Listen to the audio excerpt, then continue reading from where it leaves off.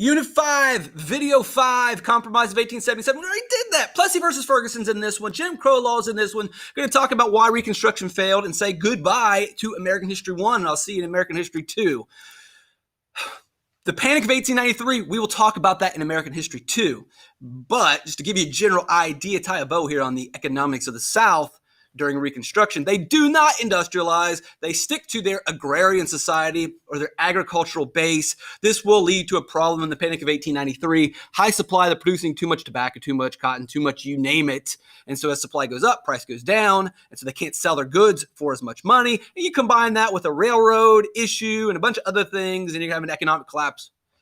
Stay tuned for that one in American History 2. Can't wait.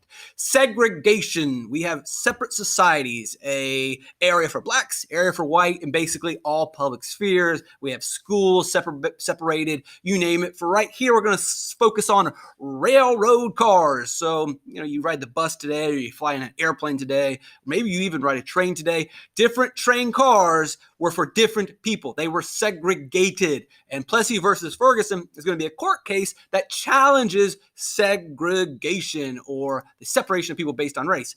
So Plessy down here in Louisiana, Horace Plessy is going to say, hey, I want to sit here. They're going to say, you got to move to the back. Oh, no, they made him move. This violates my civil rights. This violates the 14th Amendment. All of us should be treated equally under the law. So let's give you the AP U.S. history version of Plessy versus Fergusson.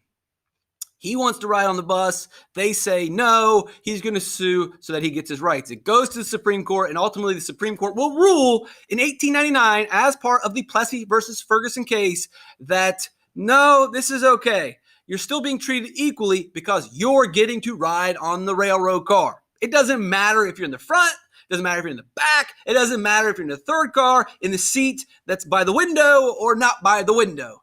As long as you are still getting equal access, we can separate people. So this does not violate the 14th Amendment according to the Supreme Court. They rule that yes, you can separate. Segregation is legal as long as everyone gets access. Oh, with separate restrooms, as long as you get a restroom. Separate places in the dining, at restaurants.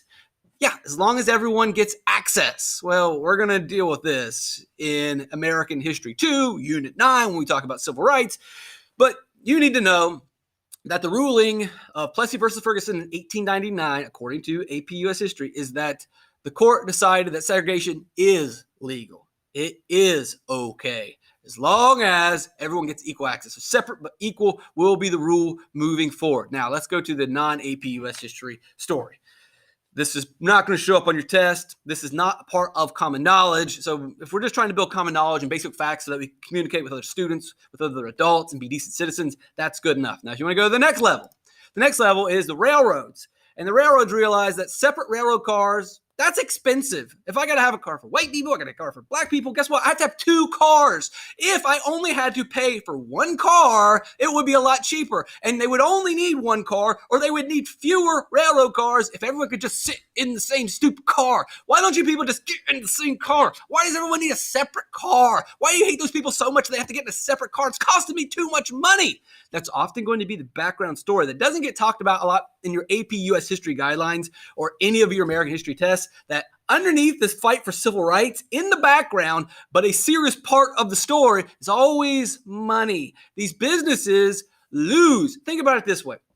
If I am running a restaurant and I've got to build a restroom, cool, I build the restrooms. Oh, wait, you got to build restrooms for blacks too. I now have to pay to build more restrooms, and I have to spend money to keep more restrooms clean. That's just one example of how racism is very expensive. Racist laws will make you go broke. The railroad realizes that, and we got to get rid of these laws so we can get some money again.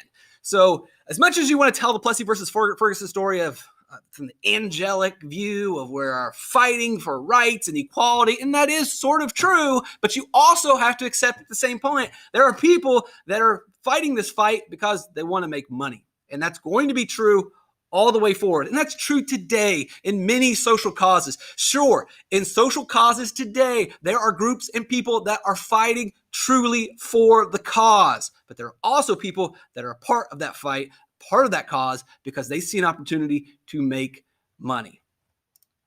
So the railroad company's going to set this whole thing up, and it's going to go to the Supreme Court and say, all a part of the plan. Now let's just wait for the Supreme Court to say, it's racist, and they can't do it anymore. And then the Supreme Court says, you guys can keep doing this. No, wait, what? It's racist. You can't do this. You can't have separate railroad cars. This violates the Constitution. What are you doing? We're broke again. No. And so it backfires. It doesn't work out for them. But that's not going to be on your AP US history test. Just trying to give you some objective truths and reality. So black codes will be replaced, lead to Jim Crow laws, which are completely okay according to Plessy versus Fergusson. The Supreme Court ruled that separate but equal. And so we're going to get laws of discrimination, which aren't really going to violate the Constitution too much. You still have to give people their rights, which is a separation from black codes, but discriminating based on race, you can do that according to the Constitution or according to the Supreme Court, as long as everyone kind of gets equal access. So we get Jim Crow laws, which is named after a minstrel actor. Get more information from, you want to hear about Jim Crow and that stuff, check out Renegade History. Segregation, separate groups,